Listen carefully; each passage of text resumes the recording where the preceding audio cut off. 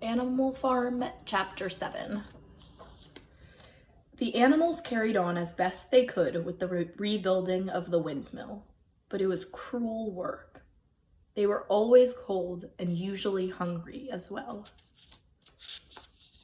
They are trying to build the windmill again because it broke in the wind.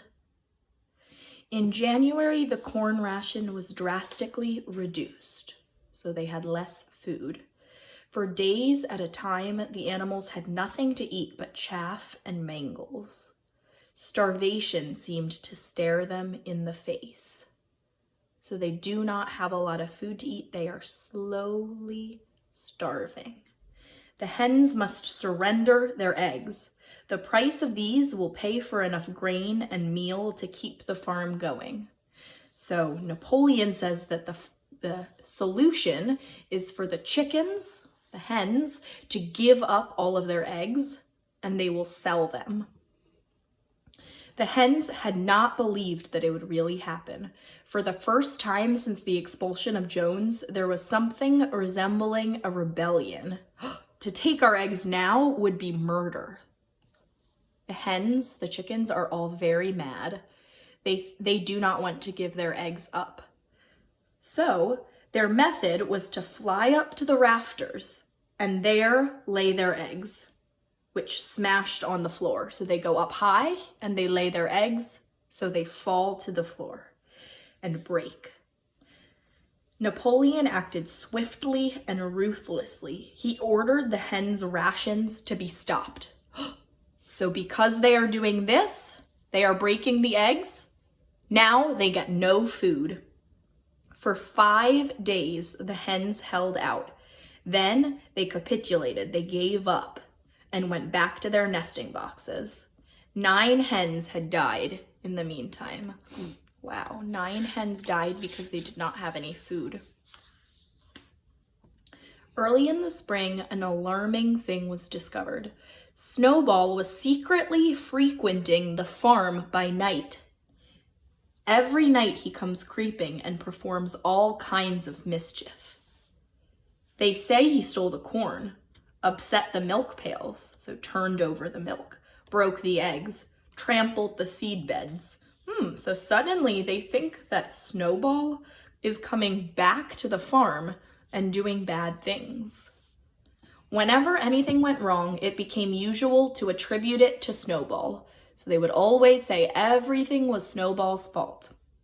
It seemed to them as though Snowball was some kind of invisible influence, pervading the air about them and menacing them with all kinds of dangers.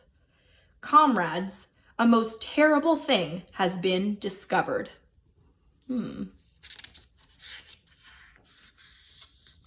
Snowball has sold himself to Frederick of Pinchfield Farm, who is even now plotting to attack us and take our farm away from us.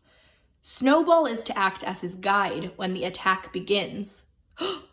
So that these pigs say that Snowball is working with a person, a farmer, and wants to attack the farm.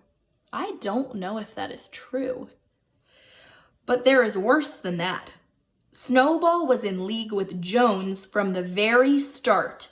It has all been proved by documents which he left behind. So the pigs are saying that Snowball was always helping Mr. Jones. He did not want the animals to be free. That is weird. That is not what I remember happening. This horse says, I do not believe that. Snowball fought bravely at the Battle of Cowshed. But this pig says it was all written down in the secret documents. That was part of the arrangement. Our leader, Comrade Napoleon, has stated categorically that Snowball was Jones's agent from the very beginning. So he says, Napoleon tells us that Snowball was helping Mr. Jones. And the horse says, if Comrade Napoleon says it, it must be right. They believe anything that Napoleon says. I wonder if Napoleon is telling the truth. 4 days later in the afternoon, Napoleon ordered all the animals to assemble in the yard. They all cowered silently in their places.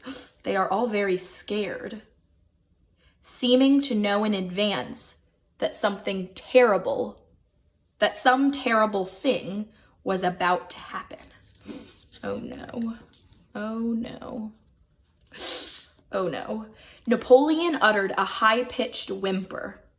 Immediately, the dogs bounded forward, seized 4 of the pigs by ear, and dragged them to Napoleon's feet.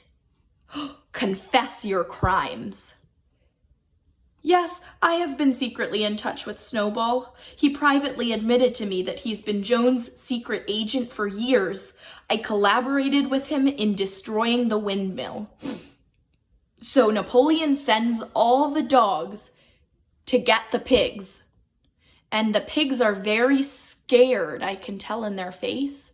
And now the pigs are saying that they did bad things. They helped Snowball and they helped Mr. Jones. So the dogs are attacking the pig. Oh no, that is a lot of blood. Does any other animal have anything to confess? This chicken says, Snowball appeared to us in a dream and incited us to disobey. And the dogs attack. I stole corn from the harvest, says the duck. And the dogs attack. And so the tale of confessions and executions went on. Confessions means the animals are saying bad things they did, and executions, the dogs are killing them. Until there was a pile of corpses of dead animals lying before Napoleon's feet. When it was all over, the remaining animals crept away in a body. The air was heavy with the smell of blood. So many, many animals were killed by the dogs. I do not understand it, says this horse. I would not have believed that such things could happen on our farm. The end.